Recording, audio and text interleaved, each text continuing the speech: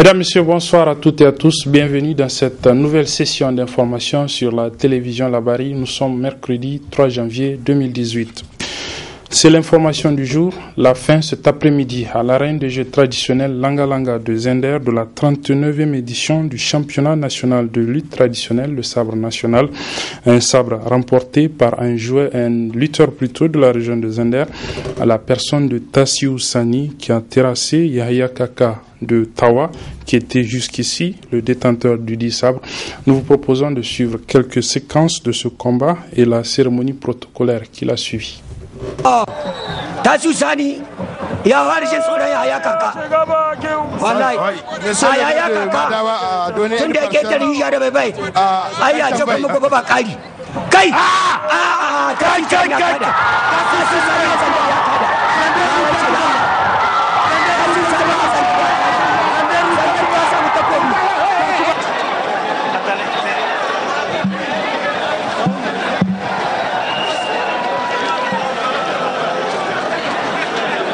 tanjay maga ngano igaya kanti danga gurje waras cinde gonto kai tayir ni shela bora anemo elaji suma amadu la bojil funani ngay donton ngay makaga di la bizai mala barka ngay makaga kai batu woni wodo ngay makaga kai kadiye matkan cinno yiwon ba funa gonanda da matkan fori wono kai te da magaram asintinda da matka banda ana la yisu muhammadu maga ngay fondo gode sabo ngay gatto ndey kuka ngati jina Zender labo izay miami Zender jin funay da Zender gouverneur de sultan yang irko ma bay semat kancino e hinga Niger miami gayi hankati daga gurjay wora cinde ga tokkante ne da magaram fonto wone bonno birjira fini madame Hadiza Kubra ministre de la communication. Voilà, c'était donc quelques séquences du combat de la finale de cette 39e édition du championnat national de lutte traditionnelle, le sabre, donc remporté par le lutteur de Zender, Tassiou Sani, qui devient donc désormais le nouveau roi des arènes. À l'issue donc de cette 39e édition du championnat national de lutte traditionnelle, le sabre national, le ministre en charge de la jeunesse et des sports, Maman Kassou Mokhtar, a prononcé le discours de clôture dont je propose de suivre ici un extrait. Cette 39e édition du sabre national est certes une manifestation sportive, mais nous avons aussi pu apprécier des chefs-d'œuvre culturels exprimés à travers la danse, les accoutrements, le kirari qui ont agrémenté cette fête de l'unité nationale. Nous avons également apprécié la lutte des personnes en situation de handicap, une manière de signifier qu'elles ont bel et bien leur place dans notre société et que le handicap n'est pas une fatalité. Chaque édition de sabre national est un défi en même temps qu'une victoire sur nous-mêmes. La présente édition, qui connaîtra son épilogue dans quelques instants, ne déroge pas à cette règle. Les enseignements que nous en tirerons permettront non seulement d'enrichir les annales de l'histoire, mais aussi et surtout de me préparer les prochaines éditions ou les tournois à venir. Je voudrais en ce moment solennel vous présenter les sincères remerciements de la jeunesse nigérienne qui est mon département ministériel, à la lourde charge d'orienter et d'accompagner. Au-delà de la symbolique, votre présence ici parmi nous traduit clairement l'engagement et la ferme volonté des autorités de notre pays de faire la jeunesse non pas le problème, mais la solution au développement social et économique, conformément à la volonté clairement affichée du président de la République de transformer notre actif démographique en dividende économique. Enfin, permettez-moi d'adresser une motion spéciale de remerciement au service du protocole, aux vaillantes forces de défense et de sécurité, ainsi qu'à la presse nationale et internationale, dont le travail a permis d'assurer la couverture de cet événement et de lui donner une dimension planétaire. Voilà donc ce que l'on pouvait retenir de cette 39e édition du sabre national, édition 2017-2018, qui a vu donc le sacre du lutteur de Zender, Tassiou Sani. Et puis cette brève, le directeur général de la centrale d'approvisionnement en intrants et matériel agricole, la CAIMA, M. Maïzama Gaya, serait depuis hier après-midi interpellé au niveau de la police judiciaire de Niamey. Cela à la suite d'une enquête ou d'une inspection menée par la haute autorité de lutte contre la corruption et les infractions assimilées, la HALCIA, sur l'exécution, la passation et puis l'exécution d'un marché de plusieurs milliards de francs CFA relatif à l'achat donc de matériel agricole au niveau donc de cette société. La question de la prochaine installation d'une base militaire italienne au Niger, entre autres sujets abordés ce matin par le ministre en charge de la Défense nationale, Kalla Moutari, dans un entretien qu'il a accordé à la télévision Labari et que vous pourrez suivre donc en intégralité à la fin de cette édition. Selon le ministre Kalla Moutari, il ne s'agit pas pour l'instant d'une base militaire italienne dans notre pays, le Niger, qui, selon le ministre Kalla Moutari, est disposé à travailler avec les partenaires avec qui il partage la même vision en matière sécuritaire. Je propose donc de suivre sa réaction sur cette question de la probable installation d'une base militaire italienne dans notre pays dans ce résumé signé Aboubakar Souley et Hassan Saleh Mustafa. L'Italie va-t-elle déployer ses militaires au Niger ou non? En tout cas, le sujet est à la une de l'actualité. Certaines sources citent le président du Conseil des ministres de l'Italie qui a annoncé la nouvelle. Ici au Niger, aucune confirmation n'a été faite sur le sujet. Au ministère nigérien de la Défense, l'information n'a pas été confirmée. Cependant, le ministre Kalla Moutari a parlé plutôt de la coopération bilatérale entre le Niger et l'Italie. Il n'y a pas de base italienne au Niger. De présence militaire dans notre pays, il y en a deux. La France, à Niamey, parce que nous avons prêté nos équipements et notre territoire à tous ceux qui pouvaient aider le Mali à sortir de la crise dans laquelle il était plongé il y a quelques années. Le ministre de l'Intérieur, le ministre d'État, le ministre de l'Intérieur disait au président Macron lors de sa visite ici, depuis 1962, chaque fois qu'il y a eu une rébellion au Mali, il y a eu une réponse au Niger par une rébellion. Chaque fois, autant de rébellions il y a eu au Mali, autant de rébellions il y a eu au Niger. Sauf cette dernière. Parce que nous avons pris des décisions justes. Parce que nous avons essayé de tirer les leçons du passé. Donc, nous nous sommes évité la guerre à nous-mêmes en acceptant de collaborer à la lutte contre ce qui arrivait au Mali. Nous avons fait appel aussi aux Américains. J'ai l'habitude de demander à des journalistes d'imaginer la frontière du Niger. Depuis les 4 frontières, Cameroun, Nigeria, Tchad, Niger.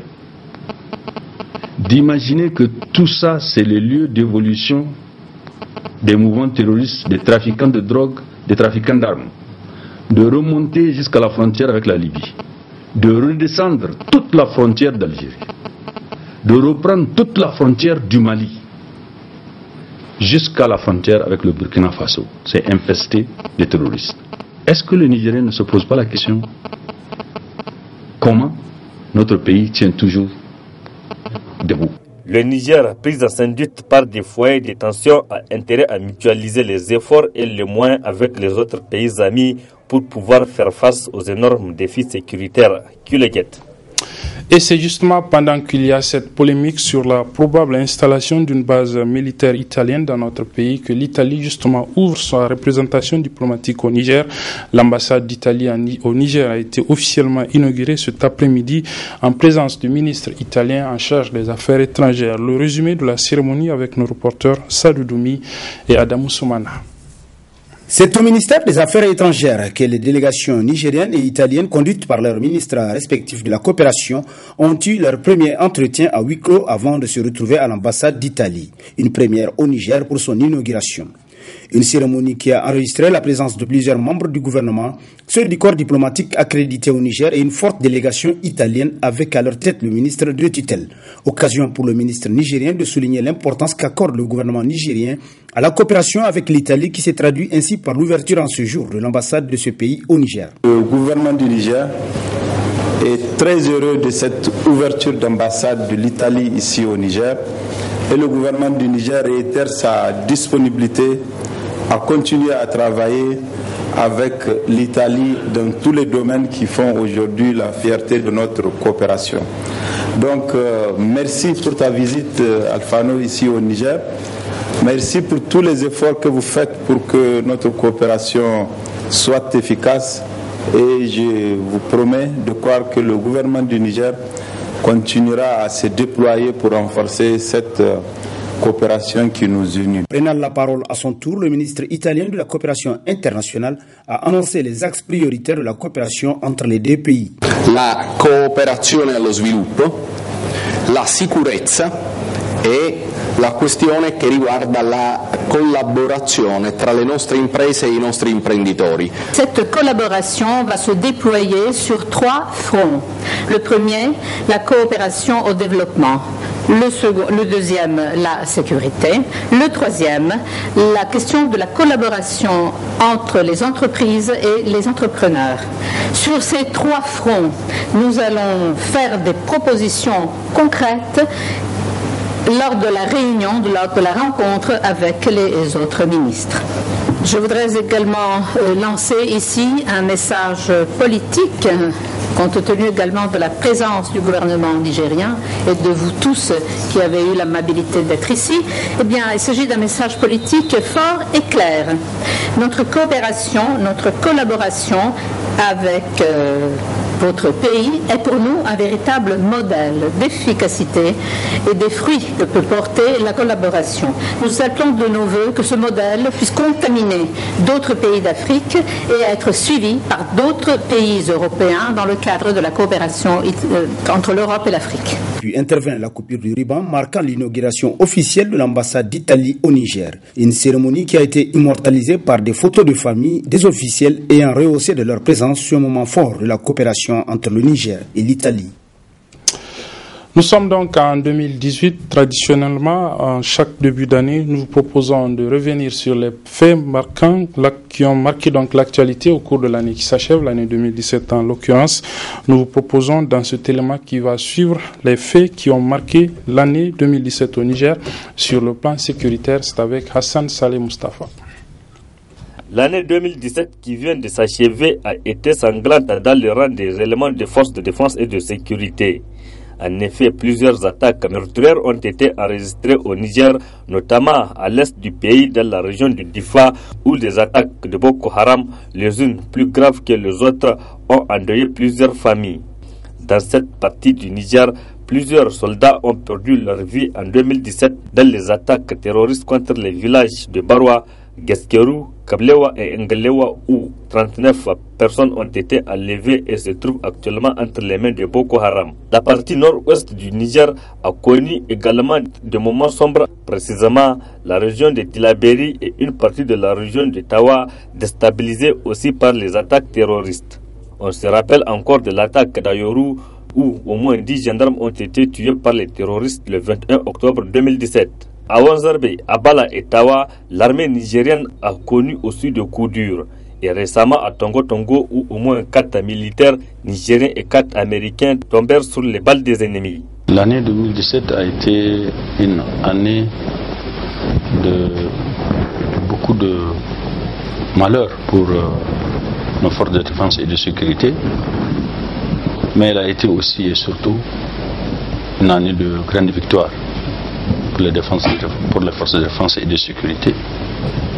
Et le bilan est là, incontestable, fait par l'Union africaine, fait par les pays du bassin du lac Tchad, fait par le G5. Le Niger reste le pays le plus en paix de toute la sous-région. Nous sommes le pays sur lequel aujourd'hui on prend l'exemple. La recrudescence des attaques terroristes sur la frontière malienne a amené le gouvernement nigérien à décréter l'état d'urgence dans certaines localités de la région de Tillabéri et Tawa. C'était en 2017. L'aggravation de la situation sécuritaire dans cette zone a poussé aussi le Niger, le Mali, le Burkina Faso, la Mauritanie et le Tchad à mettre en place une force mixte dénommée G5 Sahel. L'année 2018 qui vient ainsi de commencer, le ministre nigérien de la Défense a saisi l'occasion pour émettre une pensée positive aux milliers d'hommes en uniforme qui sont actuellement sur le terrain. Nous sommes fiers de ce qu'ils font. Nous leur sommes reconnaissants. Nous savons ce qu'ils valent. Malgré les polémiques des politiciens, tout le monde savoure la victoire et le travail de nos forces armées nationales. Nous sommes fiers de ce qu'ils font. Nous savons aussi qu'ils ne sont pas avec leur famille. Nous savons qu'ils vivent les rigueurs du climat, les rigueurs de la solitude, les affres de la condition militaire. Mais nous savons qu'ils savent que c'est un métier qu'ils ont choisi. Nous savons qu'ils sont des patriotes, qui ne reculeront devant aucune difficulté pour défendre leur pays. Gageons que 2018 soit une année de détermination et de l'engagement pour les éléments de forces de défense et de sécurité nigériennes pour traquer l'ennemi où qu'il se trouve, pour que les Nigériens puissent vivre en paix. Voilà, la situation sécuritaire au Niger en 2017 sont entre autres et plusieurs autres questions sont donc abordées par le ministre de la Défense nationale, Kalla Moutari, dans un entretien exclusif qu'il a accordé donc ce matin à la télévision Labari. C'est cet entretien que nous vous proposons en partie magazine. Très bonne réception et bonne suite de nos programmes. L'année 2017 a été une année de beaucoup de malheurs pour nos forces de défense et de sécurité, mais elle a été aussi et surtout une année de grande victoire pour les forces de défense et de sécurité. Et le bilan est là, incontestable, fait par l'Union africaine, fait par les pays du bassin du lac Tchad, fait par le G5. Le Niger reste le pays le plus en paix de toute la sous-région.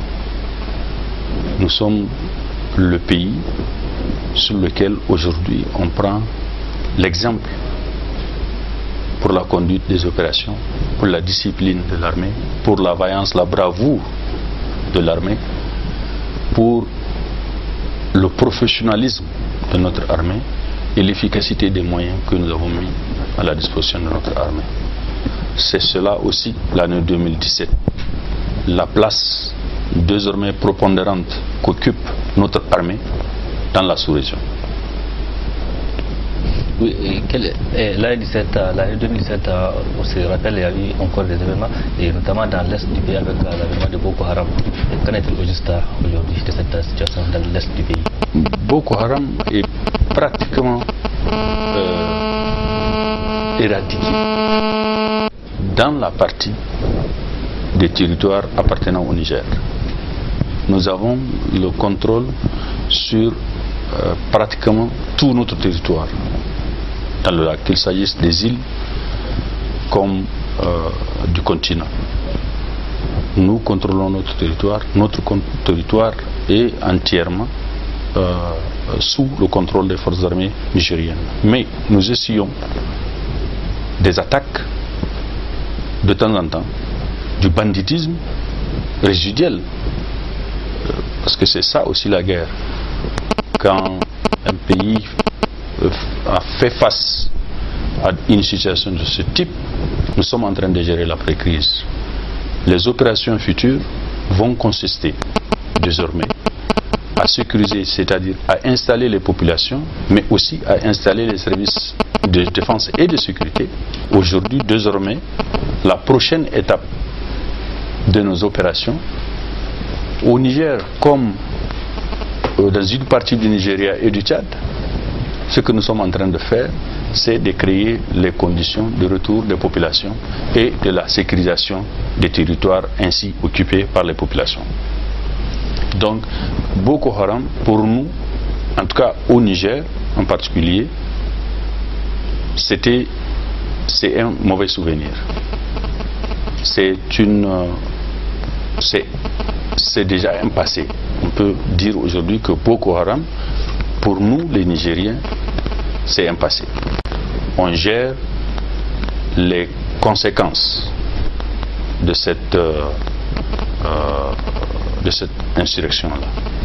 Oui, Excellence, justement, dans cette région, il y a un camp qui a été donc dégagé pour les repentis de Boko Haram.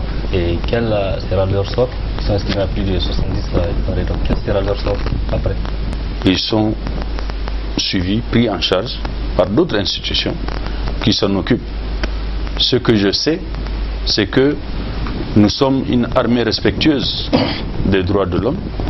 Ce que je sais, c'est que les autorités politiques de notre pays ont décidé d'accueillir tout combattant de Boko Haram, avec armes ou sans armes, qui accepte de renoncer à cette mésaventure et à réintégrer les rangs.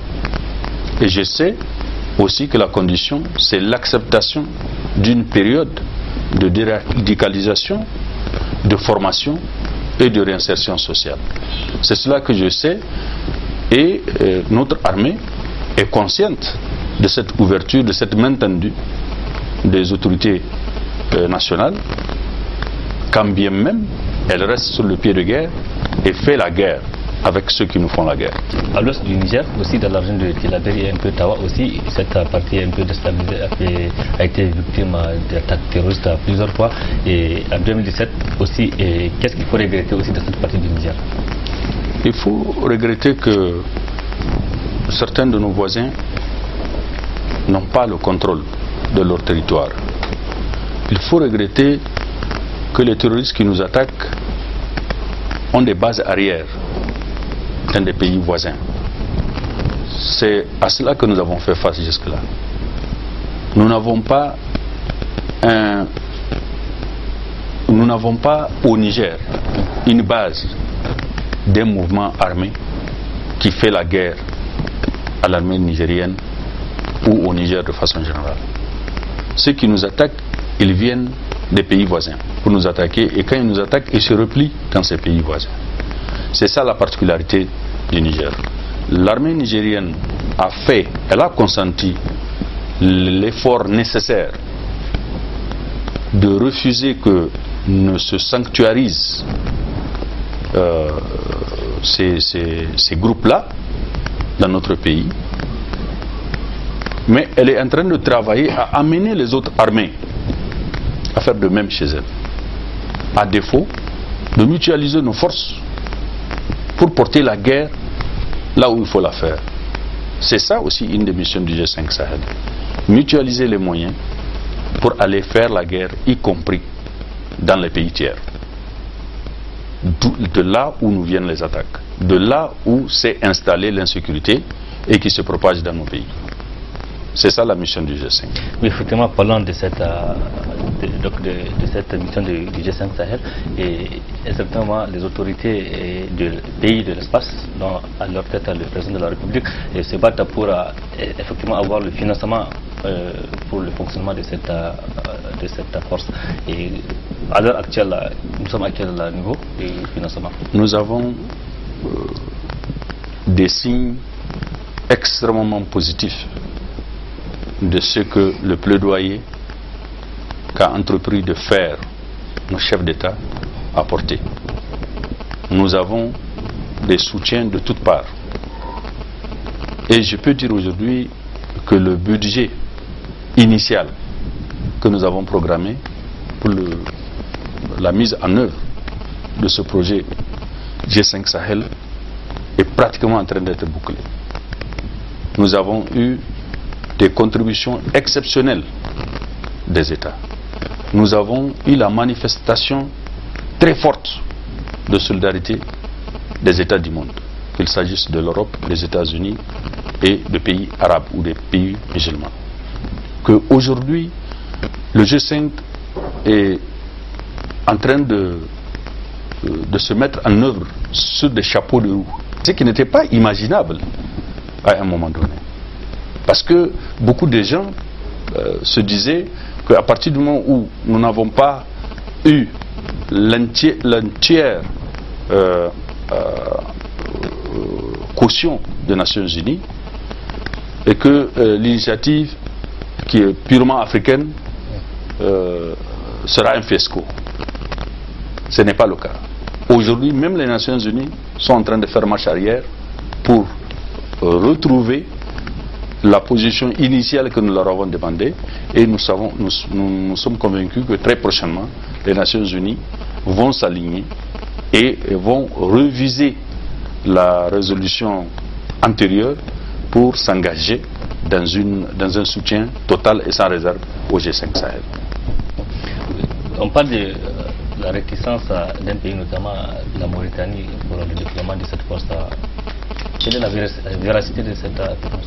Il n'y a pas de réticence de quelques pays que ce soit du G5 Sahel, sinon ils ne seront pas G5 Sahel. Tous les partis membres du G5 Sahel sont engagés dans le G5 Sahel. Les inquiétudes des uns et des autres, c'est les moyens, c'est la couverture juridique des actions que nous allons mener. C'est des armées que nous allons engager sur des territoires, y compris des territoires tierces, et où il peut avoir des actes.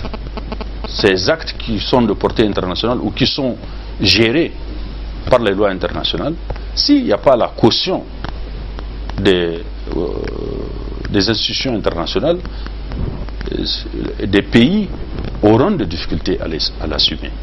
Et ces inquiétudes ont été exprimées, ces inquiétudes ont été satisfaites, ou en tout cas ont été effacées par l'engagement des Nations Unies, par l'engagement des Africains. Donc par conséquent, il n'y a plus aucun pays qui hésite. Ou des pays ont hésité en se disant cette guerre que nous voulons conduire avec l'ensemble de nos armées réunies, est-ce que nous avons les moyens de la mener? Nous avons dit, commençons d'abord par mobiliser nos moyens et savoir de quoi nous sommes capables. Et nous avons mobilisé les moyens. Et chacun des pays, les 5, a équipé et donné la contribution qui est la sienne en termes de troupes. Chacun l'a fait. À partir du moment où nous l'avons fait et en un temps assez court, ça a motivé des gens. Les Nations Unies eux-mêmes ont évalué le chemin que nous avons parcouru et ils se sont dit la volonté existe de créer cette force de G5 Sahel, la volonté existe de mener ce combat contre le terrorisme à l'échelle de notre sous-région. Et c'est de cette façon, désormais, que tout le monde est venu pour nous appuyer. Donc le scepticisme ou les hésitations des uns et des autres ont été dissipés par la démonstration que nous avons faite nous-mêmes des moyens que nous pouvons mettre ensemble pour assurer notre sécurité. Et quand la solidarité s'est manifestée, nous avons été encore plus ragaillardis pour nous engager dans cette initiative. Qu'aujourd'hui, tout le monde est d'accord que le G5 Sahel, désormais, ce n'est plus un projet, c'est une réalité, c'est une armée en marche. Certains citoyens doutent toujours sur les moyens mis à la disposition de nos forces de défense et de sécurité, vu l'immensité de notre territoire et au niveau de certaines frontières qui sont déstabilisées, notamment vers la Libye, le Mali, le Niger. Est-ce que nos forces de défense sont suffisamment équipées et formées pour faire face à l'ennemi?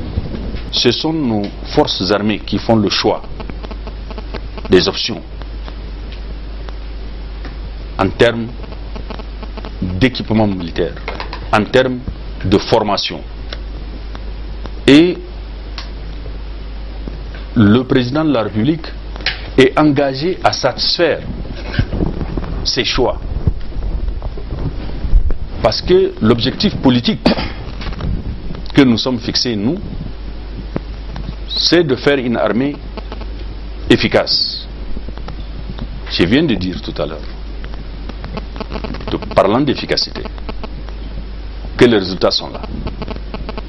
Mais mieux, je participe à des relations, à des réunions internationales où on parle des armées. je reçois des experts qui acceptent de donner leur avis sur les armées en œuvre dans la sous-région. Ce que j'entends de l'armée du Niger, en tant que citoyen, me rend fier. En tant que ministre de la Défense, ce que j'entends de l'armée nigérienne me donne la conviction que notre armée a fait les options qu'il faut, que nos autorités civiles légitimes ont fait des choix qu'il faut et qui ont porté notre armée à un niveau où personne n'est arrivé dans la sous-région. Ce sont des ministres de la Défense comme moi qui se réunissent et qui le disent de notre armée. Ce sont des ministres, des chefs d'état-major qui se réunissent devant nous et qui nous disent voilà les propositions avec lesquelles nous venons vous voir, messieurs les ministres. Quand on regarde les propositions qui sont faites, quand on voit la place du Niger dans la chose, j'en suis fier en tant que ministre de la Défense. Et nous avons fait cette réunion avec des collègues des affaires étrangères et des cadres du ministère des Affaires étrangères à Abuja il y a quelques 2-3 semaines. Nous avons continué pour faire les réunions de la FMM au Tchad avec des cadres de notre ministère et des experts que le Niger a commis. Les contributions du Niger à la force multinationale mixte qui évolue dans le lac Tchad, c'est une contribution qui rendrait tout Nigérien fier parmi les pays qui participent à cette sorte de fonds commun.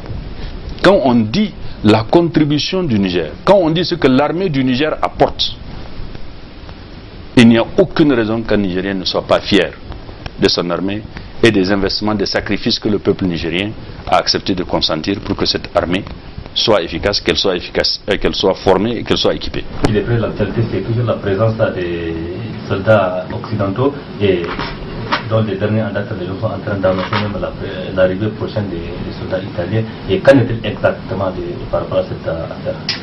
Des présences militaires de notre pays, il y en a deux. La France, à Niamey, parce que nous avons prêté nos équipements et notre territoire à tous ceux qui pouvaient aider le Mali à sortir de la crise dans laquelle il était plongé il y a quelques années. Et à l'époque, tout le monde a applaudi que des pays amis soient venus au secours du Mali pour sauver le Mali d'une occupation certaine. Ces choses-là se sont passées à partir du Niger. Ce sont nos équipements que nous avons prêtés à des forces, y compris des forces maliennes, ont séjourné de notre pays. Des centaines d'hommes ont séjourné de notre pays. Et ils sont retournés au Mali à partir de chez nous. Cette collaboration continue. Nous le faisons pour un pays frère, mais nous le faisons pour nous-mêmes. Parce que ce qui est en train de se passer au Mali, nous vivons chaque jour les conséquences au Niger.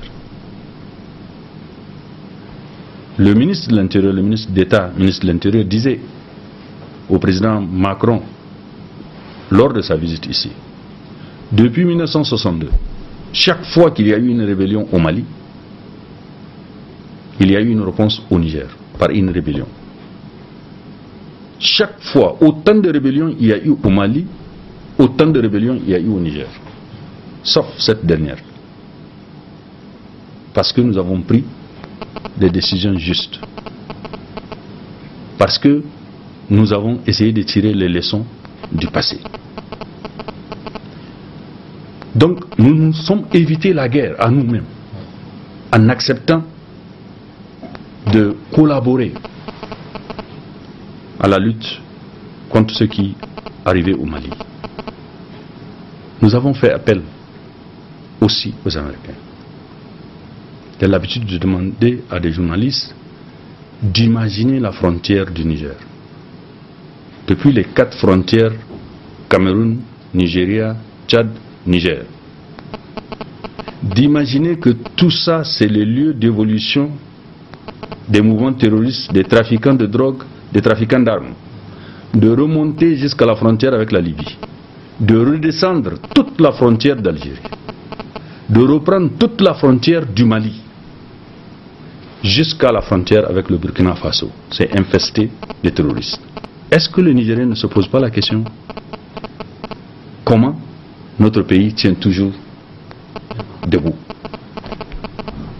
Tous ces pays sont infestés. Tous ces pays sont en insécurité. Et nous devons protéger nos frontières. Et tout le monde veut rentrer chez nous. Comment nous y arriverons? Nous n'y arriverons pas avec les yeux et les oreilles. Nous n'y arriverons pas avec les véhicules que nous avons, les pick-up là. Il faut d'autres moyens que souvent nous n'avons pas. Et c'est pourquoi nous demandons à ceux qui ont les mêmes préoccupations que nous, à ceux que cette lutte intéresse, de venir nous aider, de venir nous prêter main forte. Parce que le Niger constitue une sorte de verrou. S'il saute, c'est nous qui faisons frontière avec l'Europe. Il n'y a plus de Libye. Il n'y a pas de gouvernement en Libye. Il n'y a pas de contrôle de territoire en Libye. Si ici où il y a un État, on ne gère pas, le verrou a sauté. On peut y arriver à tout moment. Au Mali, ici de l'autre côté, c'est des forces terroristes qui font frontière avec le Niger. Il n'y a pas de présence d'une armée régulière de ce côté de la frontière. C'est nous qui assurons. C'est pour ça que nous avons besoin de la solidarité de tous. Mais pour répondre précisément à votre question, les forces étrangères de notre pays, il n'y en a que ces deux, les Français et les Américains. Dans notre pipeline, nous avons une coopération qui est en train de démarrer sur le chapeau de roue. C'est la coopération en particulier avec l'Italie, qui vient d'ouvrir une ambassade d'art au Niger. Et cette coopération, nous allons l'approfondir. Nous sommes actuellement en train de discuter avec les Italiens en vue de déterminer les aspects de la coopération, les aspects de nos besoins pour lesquels ils peuvent nous aider. Mais il n'y a pas de base italienne au Niger. Et cette année 2018 qui vient de commencer, et quel est vos messages à l'endroit des saisons qui sont actuellement sur le terrain? Mon message, le premier, c'est de souhaiter plus de succès à nos forces armées nationales. Plus de succès, plus de victoires pour protéger notre pays et protéger des pays frères, dans lesquels d'ailleurs ils combattent comme si ils combattent sur leur propre territoire. La dernière fois au défilé d'Ottawa devant les présidents des pays africains qui nous ont fait l'honneur d'être à Ottawa, le présentateur, en annonçant l'arrivée d'un officier, un officier supérieur, il a dit: c'est le premier soldat à marcher à Malam Fatouri. C'est un Nigérien. Je crois que nous en étions tous fiers. Tout le monde avait applaudi. Ce n'est pas le Niger. C'est le Nigeria voisin. C'est un pays frère que les Nigériens ont contribué à libérer. Le deuxième message, c'est pour leur dire, justement, pour faire liaison avec ça, pour leur dire que nous sommes fiers de ce qu'ils font. Nous leur sommes reconnaissants. Nous savons ce qu'ils valent. Malgré les polémiques des politiciens, tout le monde savoure la victoire et le travail de nos forces armées nationales. Rien qu'avant-hier, vous avez vu des marches dans la ville de Niamey, sans aucune disposition sécuritaire particulière, parce que justement il y a des soldats ailleurs. Vous avez eu des grands meetings à Dosso. Il n'y a pas de dispositions particulières de sécurité que nous prenions. Parce que, en amont, il y a des soldats nigériens qui assurent cette sécurité. Nous sommes fiers de ce qu'ils font. Nous savons aussi qu'ils ne sont pas avec leur famille. Nous savons qu'ils vivent les rigueurs du climat, les rigueurs de la solitude, les affres de la condition militaire. Mais nous savons qu'ils savent que c'est un métier qu'ils ont choisi. Nous savons qu'ils sont des patriotes, qui ne reculeront devant aucune difficulté pour défendre leur pays.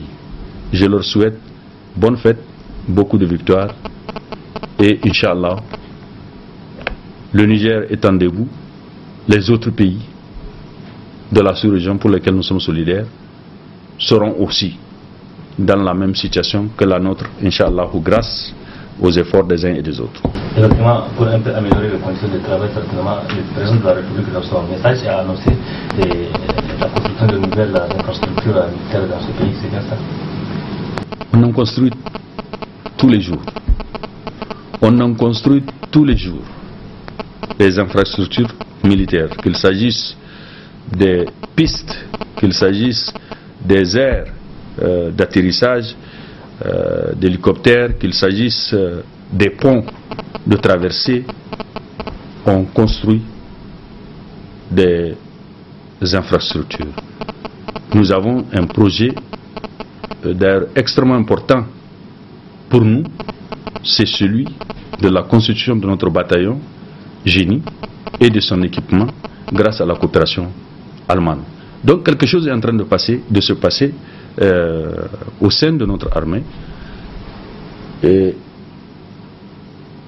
je crois que les Nigériens auront l'occasion de pour une fois d'avoir le contrôle effectif sur leur territoire, parce que nous pouvons projeter notre armée à toutes les positions sur notre territoire, parce que nous avons créé les conditions de la chose, qu'il s'agisse des équipements en aéronef, ou qu'il s'agisse des pistes d'atterrissage, ou qu'il s'agisse des bases que nous aurions créées, de façon à créer un maillage autour de notre pays. C'est cela qui est en train de se passer, et quelquefois c'est contre cela que une certaine propagande est née. Nous sommes en train d'avancer et Inch'Allah, les Nigériens ne seront encore que davantage très fiers de la situation de leur pays.